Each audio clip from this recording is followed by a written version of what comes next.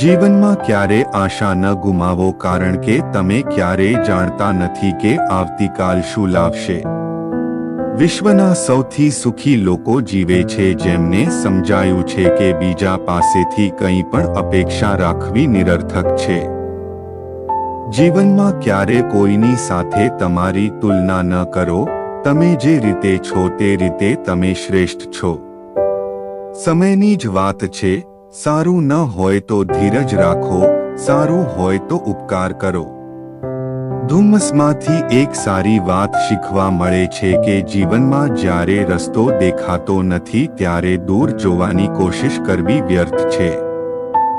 પ્રગતિનો એક જ રસ્તો છે, ક્યારે પાછળ વળીને ન જોવું. મૃત્યુ પછી આપેલા વખાણ અને દિલના દુઃખ પછી માંગેલી માફી, આ બંનેનું કોઈ મહત્વ નથી.